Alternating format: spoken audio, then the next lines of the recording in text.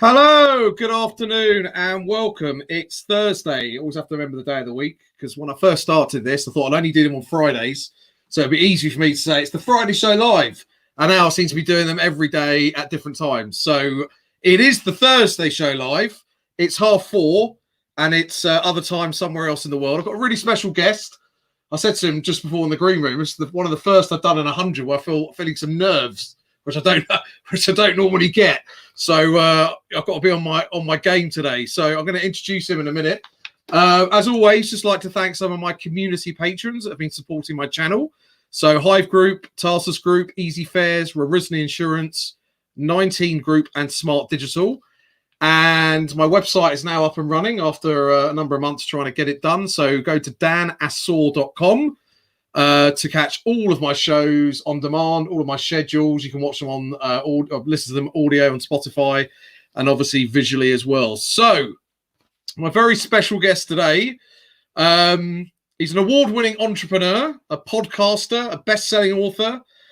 Various media and social media platforms, including Amazon, have called him a top influencer on the web, and Double Dutch have called him one of the most influential event professionals in the world, as did Eventbrite. So that's why I've got a bit of nerves. So good afternoon to Jason Allan Scott.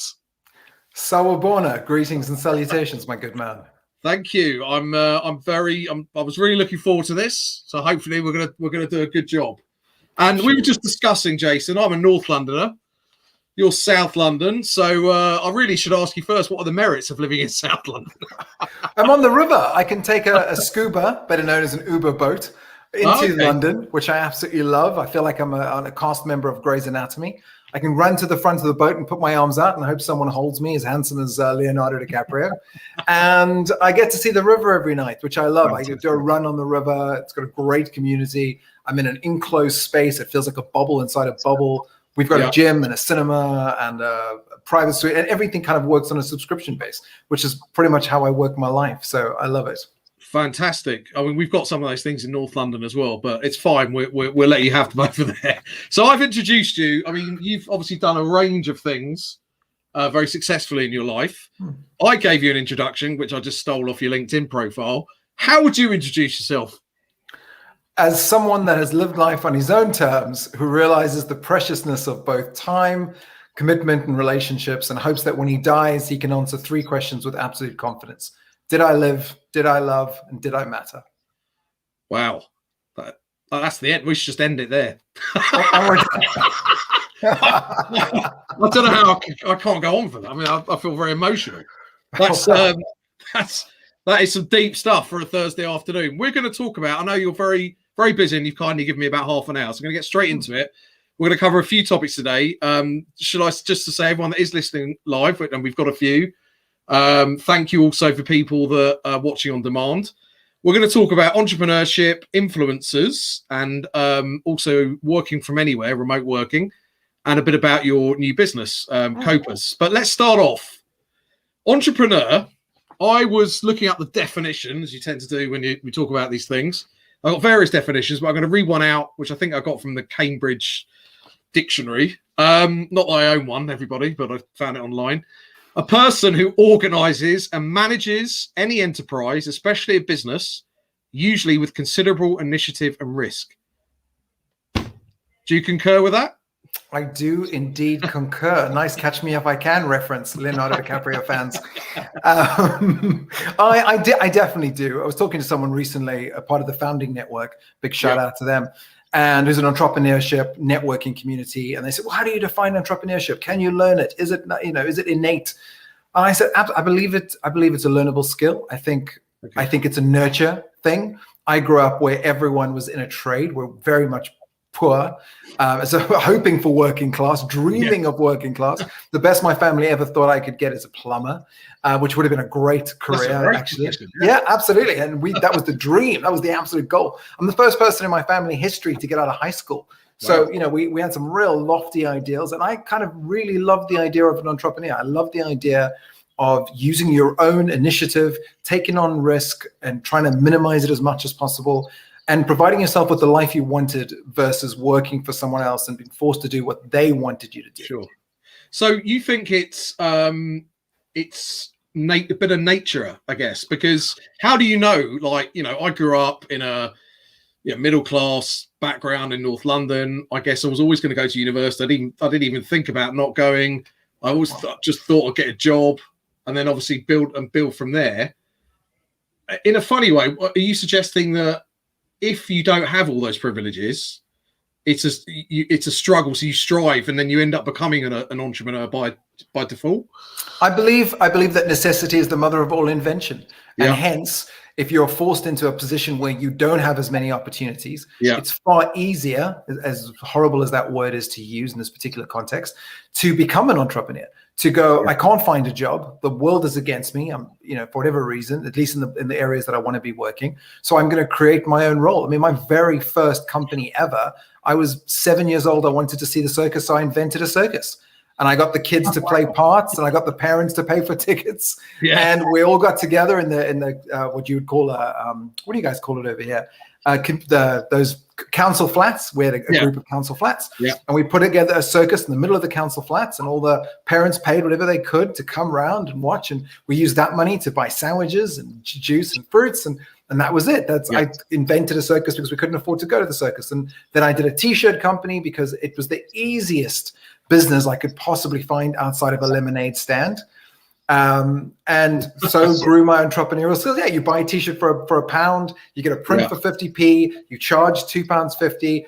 You now know, that you've got exactly £1 per item to make in profit. So it's a real easy way to start a business. And that's how I did it. I mean, and you just kind of keep building on it. Your confidence grows as your success grows, which I think is something else you don't talk about, or people don't talk about in entrepreneurship. If you have failure after failure, it is far harder to continue to be an entrepreneur than it is to have success, build on success, build on success. Yeah, I agree with you, because also, I mean, life gets in the way. It's all very well saying I can keep going and starting businesses, but, you need finances and backing and time to do that. Also, I think that as you get older, if you follow a typical path, you have more responsibilities, right? So whether that's 100%. A family, and so your ability to take risk, I guess, is minimized. You've absolutely nailed it on the head. It's about risk, whether it's the risk of time ratio, whether it's financial risk and you're taking a chance to speculate by buying something and trying hoping to reselling it, whether it's the risk of opportunity, saying, well, I'm going to try and be an entrepreneur versus being a plumber, as we mentioned before. That risk profile is always there. Now, I'm not a typical entrepreneur in the way that I take on big risks. I, in fact, try and make the risk as small as humanly possible. As Warren Buffett says, I look for hurdles I can step over, not have to leap over. So I've always done that. But I say that I've not taken on the risk profile of a wife and kids and a house. I always made my standard of living as low as humanly possible so that I could take bigger chances and know that the worst that's going to happen is I'm on ramen noodles for a month, or I'm stuck eating, not being able to watch Netflix and I won't have any TV, but I can listen to radio. Or I've always known I could live pretty rough, so I can take bigger chances. And it's just me for the longest period of time. It was just me. So that is a massive difference to someone supporting the family, supporting a partner, supporting a loved one, a family member that's maybe not well. It's a lot harder. So my hat goes off to everyone that has to go that way. Having said that, I've read various books where people over a certain age, have made it big, whereas before they've tried or they've worked for somebody, and for whatever reason they found themselves in a situation that they have to go out on their own. They've got no choice. And we can talk about entrepreneurship for ages, but I've got to move on. But at this time, especially over the last 12 months, I've interviewed, and I do a new business hour now for event professionals that have lost their jobs, that have had to set up new businesses rather than wait to be employed again. Do you think it's a good time to strive out on your own and be an entrepreneur? It's the best time in possible. There isn't a better time.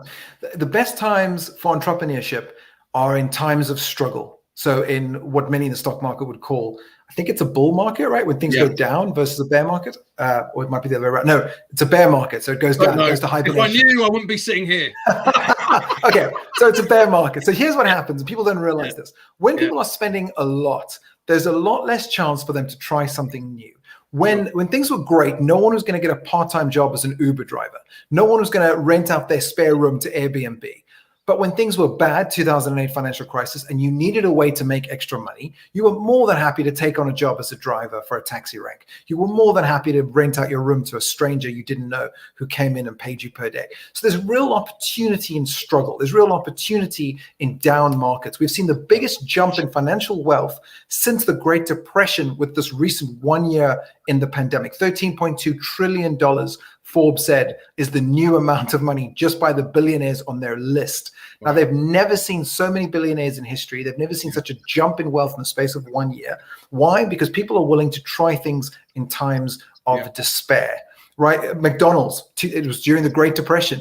You wouldn't think a hamburger stand would do as well, but people were willing to try something new. They were willing to go for something easier, something quicker. As far as entrepreneurship goes, I think the biggest problem or challenge comes from my generation and your generation versus the millennial generation and the Gen Ys and below that. Because what we used to do is we used to build it and then hope they come, right? If you build it, they will come. That was our dream. That was the film we were sold. We believed that to be. So we would open a shop, we'd open the doors and would wait.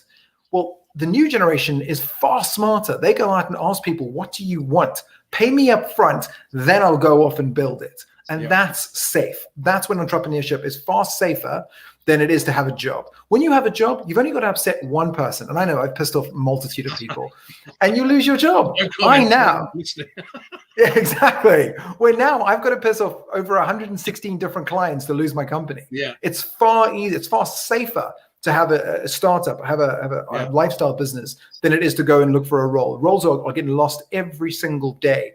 Whereas people who start companies have a better chance if they work smart. Don't work hard. Trust me, there are hardworking laborers out there that will work harder than any entrepreneur in the history of the world will. But they're not working smart. They're not making sure their money works for them. They're not looking at different ways in which they can utilize network, et cetera, et cetera. And that's a big piece people don't realize is lower your risk profile. How do you do it? By spending the least amount of money possible and giving yourself the most amount of opportunity. Yeah, I absolutely agree. And I think, for those listening that are sort of wavering or they've just started a business or they're going to start a business, as you said, I think now is the time. If you're sitting there and you're out of work, what's to lose? I've been in this position. I've built this. I'm not saying it's fantastic. I'm just saying you can build something, and I knew nothing about what I was doing. And some might say I still don't, but you can build something out of nothing, and then it opens doors right into other things, even back into employment if you want to. So I think absolutely. And again, look at the biggest disruptors in the world. They weren't from their sector. No one in Airbnb was from the hotel sector. No one in Uber was from the taxi sector. Right, and those are two of the biggest companies in the world. No one at Coinbase was in the disruption, decentralization, NFT, crypto market. These are people who see a need, see an opportunity, see a fan base. And that's another big thing. Never before in history has there been an opportunity for creators, people like you, people like me, to make money just off our creations. If Picasso had the world we have now, he would have been a billionaire. He couldn't find an easy way to make enough money to survive. We can have a podcast. We can find 1,000 people that love us and give them a way to spend 100 quid over 10 months. That's 10 quid a month over 10 months. That makes me a 6-figure salary as a podcaster. When would that have been possible? Let alone a YouTube creator, a merchandise creator, all the other opportunities, affiliates, partnerships, JVs, influencer marketing. There's so many opportunities now because of this, because of the World Wide Web. So, which is a nice segue onto the next topic, influencers. So, I'm not going to define this one because it's such a broad topic. But how would you define what's an influencer for people that aren't familiar with it? So, there's two answers to this question. And I was on a panel a couple of years back, probably the worst panel of my entire life, with a couple of people we both know, and it wasn't their fault at all. But it was because of the unidentified word influencer. Yeah. Now, we are all influencers. Every single human being on the planet, if they know one other human being, is probably an influencer. Whether that's to say, have you seen The Queen's Gambit on Netflix? And I quickly click over to Netflix. You've just influenced my decision. We've been doing that since caveman time, when one person ran back to the cave and said, avoid the apple tree where it's gone slightly green, it'll make you see fairies, versus the red apple tree, which is making us all feel really good. Okay, great. That person influenced a community. What we're talking about today, when we talk about influencers, and this is what I was talking about in the panel, is who makes money out of content, out of influencing their audience to purchase a product or service. And that is difficult. It's easy to start a podcast. It's easy to start a blog. It's easy to start a YouTube channel. It's never been easier in history. But to make money off it, to take a group of passive people who watch or listen into active, in which they go and do something, sign up for your newsletter, click on the subscribe button, come to these events that aren't on demand, buy your merchandise, buy your mentorship, like all the ways in which you can monetize your skills as a creator. That's what an influencer is today. And there are micro influencers with 1,000 that are far more powerful than those with 100,000 who get no active participation, no real fanship. It's just passive watching. Yeah, no, you're absolutely right. I mean, obviously I was doing some research for this, and there's reams of like a nano influencer and a micro influencer. But actually what you just said in terms of anybody being an influencer, and even taking it back to sort of events, which we're both in, promoting an event, that's influencing. You wrote the book. Sorry, go on. No. I was just going to say that 100% correct. Like if you're using your influence to drive people to your event, you're an influencer by the macro term. Yeah. So you wrote the book on this, Make Money Podcasting, How to Start, Grow and Monetize Podcasts, which I will buy, obviously. I'll send you a copy. Don't buy it. Don't buy it. Don't buy it. I'll send it to you. I'm sure you're not meant to say don't buy it. Well, enough people have bought it. Obviously, can you distill it into a few sort of key components? Because, and I'm going through this, right? You made a good point. It's very easy to set this up. Okay, it's not difficult, but because of the low barriers to entry, there's so many people doing it. And I know, I'm getting good traction, but on YouTube, it's almost impossible to get someone to click on the bloody subscribe button. Yeah, because there's 14 algorithmic factors on YouTube, 14 of which you can control 4. Yeah. Now think about the unfair. If I said to you, I'd like you to play football with me. Yeah. So I'm assuming you like football because you're in North London. So I'm a Chelsea fan. Not Spurs or Arsenal. First team I ever saw play was Chelsea, funny enough, versus Spurs. So here's the thing. So if I said to you, I'm going to want you to play a sport with me, whereby there are 14 rules of action, which I will judge you against, of which you can control 4. Come and play.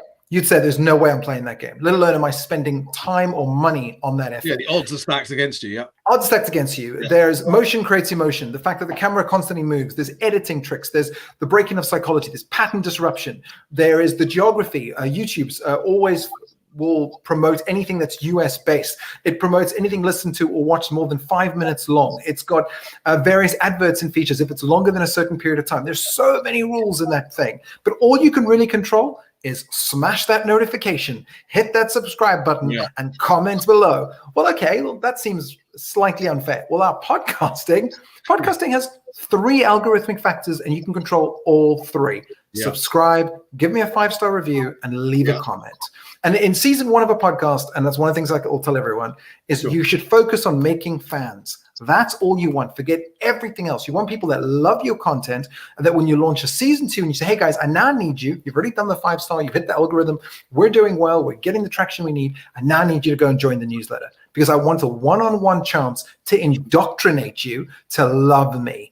And if you love me, then like the Grateful Dead that is still touring to this day, you will buy my merchandise, come to my concerts, come to my events, hire me as a mentor, hire me as a consultant, pay me for a book. I sold my first book, Eventrepreneur, 55,000 copies without paying for a single ad, because I had a fanship from the Guestless podcast. That was it. I had a beautiful fanship with the Guestless podcast that when I said, hey guys, I need a way to support myself. My first big company failure, I launched a tech company called Venue Me, which was a massive flop. And I didn't know what to do. And the podcast had great audience. And I actually, spoiler alert, season 1, I closed the podcast. I closed the company. I'm back of an Uber. I say, forget about it. It's over. And then people started writing to me on LinkedIn saying, we love your show. We think it's funny. We learned a lot. They thought it was a comedy skit. Meantime, it was my life. And I get that.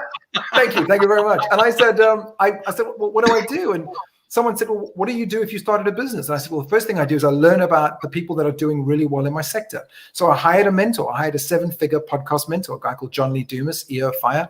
I started listening to all the 7 and 8 figure podcasters, Joe Rogan, Lewis Howes, Mario Folio, Gary Vee. I started looking, is there a blueprint? Is there an actual recipe of success? It turns out there is. They're all doing the exact same thing. Yeah. I looked at other media that's exactly the same. So let's say the biggest TV show in the world is Friends. That's not a surprise. It follows the exact formula of the best podcast shows. It's exactly 27 minutes long. Imagine watching a Friends episode, and one episode's 27 minutes, one episode's 45 minutes, one episode's whatever. It always dropped on a Wednesday. So it didn't suddenly drop on a Monday, it dropped on a Friday. People have I've broken all those rules. Everyone does in the beginning because you don't know the rules. You think it's a free game where everyone gets a free chance to play, and it's not. It is rigged.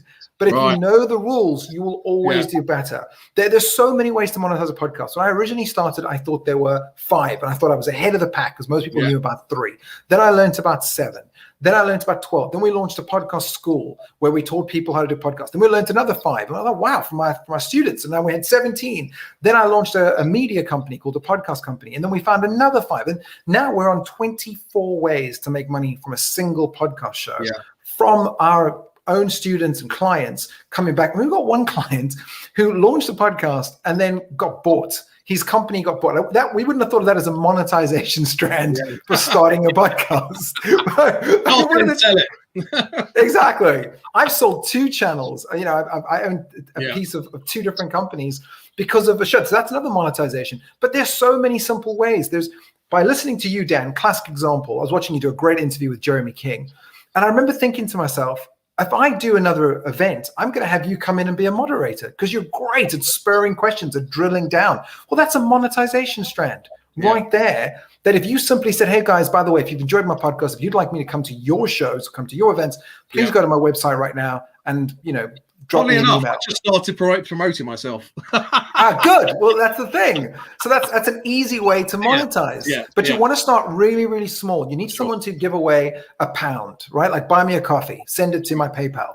And then it moves over to, we're now doing cups. I mean, I started with mugs for Guestless Podcast. So we did mugs, which were, I think, £5. Then we moved up to t-shirts. Then we had hoodies. At one stage, we had men's underpants called spunks. They were like the fitting Spanx for men. Like we just kept trying to see how much would they spend. And we did, then with a podcast, you can take all these transcripts and you can create different books under different genres. Maybe one just about entrepreneurship. Maybe one just about influence. One about events. I did one with all my transcripts about event profs, and I called it #EventProfs. And we sold a whole bunch of books that didn't take me any extra work. I just took all my audio and transcribed it and then had a ghostwriter come in and just do little intros and outros of every chapter. And it was done. And I had another monetization stream. So this is a beautiful, beautiful medium, but it's about understanding the medium, understanding that it's far easier to compete for my ears than my eyes. You've got a better chance of catching me on a podcast than you do of me watching a live stream on LinkedIn or watching you on YouTube, where I've got so many different opportunities. The average person listens to a podcast for 27 minutes. The average person watches a YouTube for under 5 minutes. Yeah. Because I don't know whether to feel inspired or, oh my God.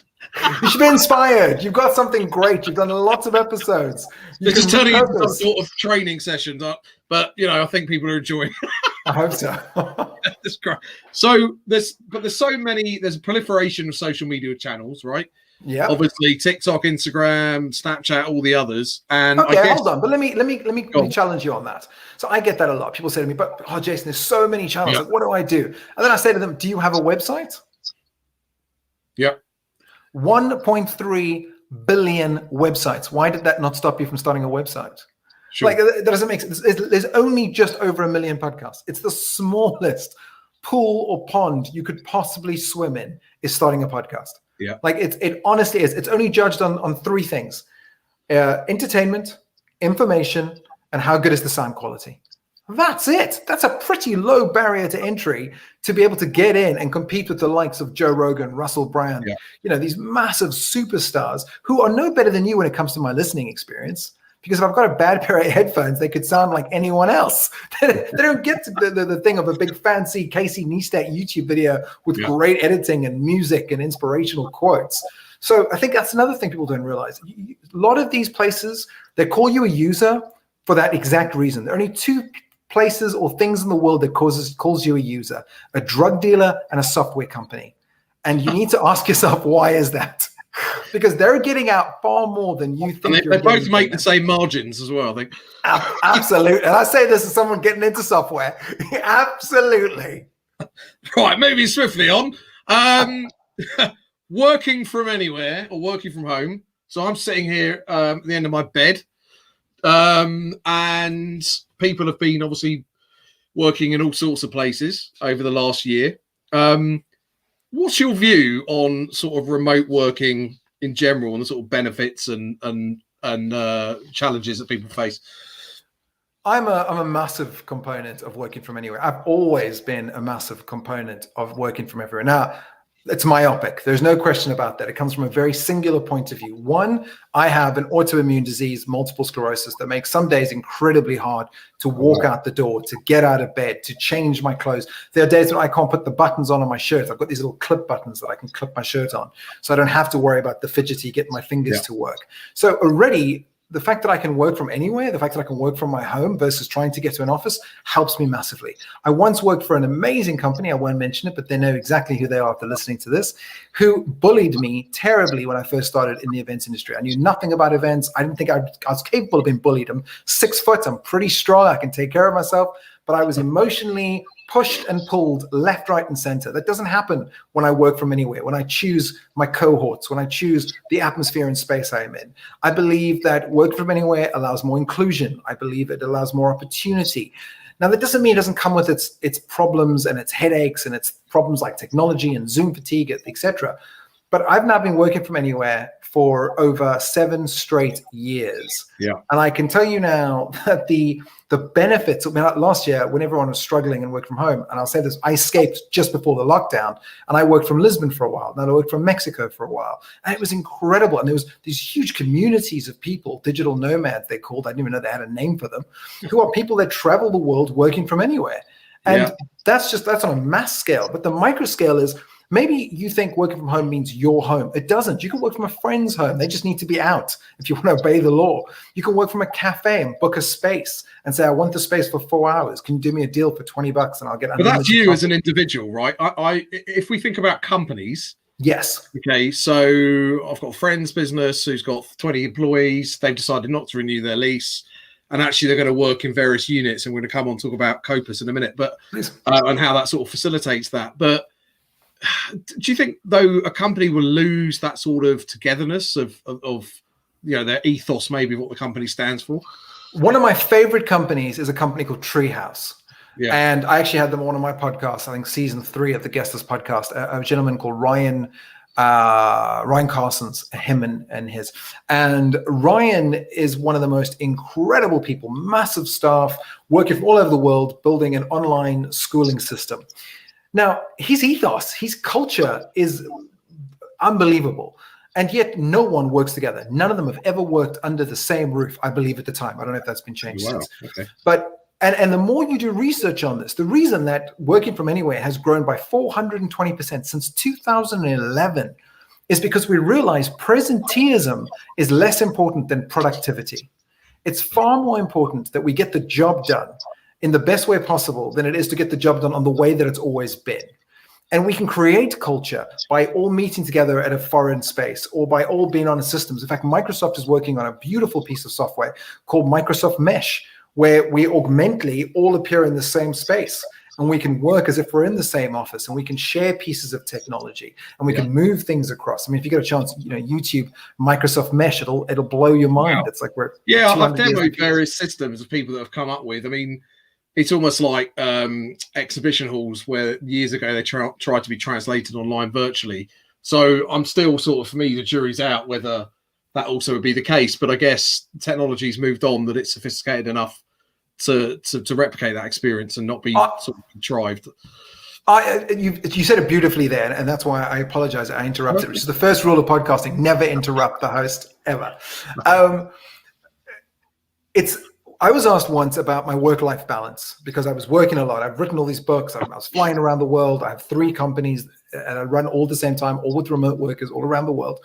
And I said, there's no such thing as work-life balance. That idea is gone. It's a work-life blend. It has been for ages.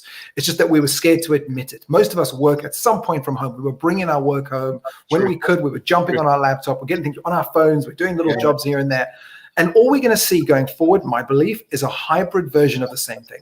We're going to be in the office 2 days a week. We're going to be in a coffee shop or a restaurant or a venue that we like 2 hours a week or 2 days a week. And then we're going to be at home for the other day a week getting work done. It'll just become hybrid. The idea of being forced onto a packed train at rush hour, paying a ridiculous fee that goes up every single year to get to a place just so I can be seen to do my job is gone.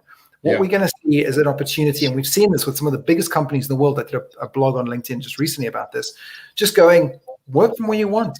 Get the job done. We'd like to see you in the office at least 1 day a week or twice or 3 times a month. That's it, just so I can catch up on you. And that piece is very much, from what I found out in my research, about mental health, about checking in with the worker and making sure that they're okay, that it's working for them, more than it was actually about presenteeism and coming in and showing that they're still around and they haven't outsourced the job to someone on Upwork. Yeah, I think it takes a leap of faith from the employer as well. Let me ask you, you've obviously recently, forgive me, I can't remember exactly the timescale, set up Copus. Can you tell us a bit about it and where the idea came from and who it serves and what it does? Thank you very much. I'd love the opportunity to do so. It came from the fact that I was working from Lisbon. I was trying to find a co-working space. I found it incredibly elitist. I found it very young. I found that they were doing this thing where like Thursday at 3 o'clock, they had free beer and I thought maybe it was like a Portuguese thing. It turns out it's not. I had the same thing in Berlin at a WeWork space. And I was thinking, I didn't come here to get drunk with these guys. They're great people and they're great networking. I can see why co-working is a big thing, but I just want a flexible workspace. I want a space that is mine, that I can come in, put my laptop down, get on with my thing, get some coffee and tea if I want it, maybe order a drink if I need to. And that's it. That's all I want. And I found that incredibly difficult. And each space was more hard. And then I'd go to a cafe that I loved with great seating. I liked the atmosphere. I'd get my job done. In fact, I found a beautiful bar in Mexico called Lido, right on the sand. And I'd get my work done and great Wi-Fi. But I felt guilty about the fact that I was trying to make a coffee last for 4 to 5 hours. And I run venues. Like, I know how hard it is for a venue to make extra money. And I said to the guy, why couldn't I just pay you 20, 30 quid an hour? I think it was pesos in fairness, 20, 30 pesos an hour. And I stay in this seat and I don't feel guilty. And you know what? Every hour you come over and you ask me if I want coffee or tea or something. And that's all I need from you. And he was like, I love that. You're sitting at a full table and I feel embarrassed to ask you to leave. Yeah, there is that little, it's always a bit embarrassing, isn't it? When you're sitting there and can I get you something else? And really what they mean to say is, can you bugger off? Do you mind leaving? You're not making me any money. This is a perishable good. And I keep arguing about this. Like, I was the first person in events, apparently at the time, to make $1 million in 12 months. I did it again, I think a year later, I did $1 million in 5 months. And it was about this idea that we have a perishable good of space. That if you don't use it by the day, it's gone. You've got a perishable use in your staff. You've got a perishable use of the kitchen, just sitting there making no orders. You spend all this money setting it up. And I was constantly trying to find ways to make money out of it, whether we were renting our kitchen out to someone else, running events, running a club, running a members club. We just kept piling on these ways to monetize space. And that's all Copus is it's a platform, it's a marketplace where we've said to anyone, if you've got some unused space, and we've got guys who are giving us their garden sheds to say, listen, if someone wants to use it and work from it, I only use it twice a week, and it's all set up, and it's got a bathroom, it's got a printer, it's got everything it needs, and my area is quite popular, people walking up and down and whatever, and I was great, we'll take that. It's called an additional dwelling unit. We'll take an ADU. But there's restaurants with all this space that no one is using. I used to sit in the Corinthians in the reception and do work. They could have made money off me. Yeah. I could have booked it on the... Would it be right to say it's like an Airbnb for, I don't know, remote working? 100%. I spoke to a fantastic gentleman called Kuba who started Eve Mattresses, the fastest company to go from zero to stock market, 2 years, 3 months. And he said, it's the Airbnb for business and business spaces. And I was like, exactly. That's all it is. We're giving everyone an opportunity to find a place, book a place, pay for a place, all online or very smoothly with verified profiles. So you know who it is. As a venue, you have the chance to go, no, I don't want that person. I don't want that booking. I've got another booking that just came in as an event, which is far bigger. I can see it's a real person versus a fake profile. I can just put the space on and see what happens. And we've got 2 different options. We've got a per month for someone that just wants to take it off the books. So that's not the problem of Just Eat or Deliveroo, which takes 40% of every single order that goes out the door. Or we have a percentage that says if we don't bring you any business, we don't get paid. And if we do bring you business, we'll take 14%. So they've always got this option, and they can change. They're not stuck to one. They could start at a percentage, realize that they're giving us much more money than they expected, and then move over to a per month. And if they've got multitude of venues, then we say to them, pay once per venue per year, and that's it. And if you don't make your money back with us in the first year, let's talk about giving you the second year for free. We are doing this to help the hospitality industry. It's not a money-making entity for me. I've got 2 other very successful businesses. I don't have to worry about it. Yeah, it sounds fantastic. And people that are watching, venues or people that want to rent some space, go to Copus, KOPUS.com for all the information. I can't let you go without talking a little bit about events. Please. Obviously, there's specifically in the UK, announcements by DCMS recently or yesterday that, we're open, we're going to be opening. How do you think the industry is going to come back? And I know I say industry is broad, but I know you're sort of venue based and I guess more entertainment on more sort of trade shows. Mm-hmm. What's your view of how it's going to come back? And maybe is virtual still going to play a part, or are we just all going to go back to doing what we used to do? It's interesting. I've been asked this quite a lot in the last couple of weeks. I actually think it's going to be I have an expression, but I don't know the age limit of this particular audience. So I'm going to use a different expression. It's going to be over. I think it's going to be over the watershed. You'll be all right. Okay. I think we're about to go into the whoring 20s. I think we're about to see the same thing we saw after the prohibition, where all we wanted was to be back in a place together, getting drunk, staying up late, working far too many hours back in venues. I do see a community, a group of people, although I believe it to be the minority, that will say, oh, hold on a second. I don't know how safe that is. I don't know if we should all be jumping on a plane and crossing waters to do events just because it's a destination and our group hasn't been there, and maybe it makes for better photographs on Instagram. I think what we'll see is this kind of, we couldn't have it, now we want it more. We couldn't all be together for an expo. Why don't we have an expo? We couldn't be together for a product launch. Why don't we get a product launch? I think that will have a certain period or time. And then it'll go just like it did with the 2008 financial crisis. It'll go to the procurement, and procurement will go, how much are we spending to get drunk and be together?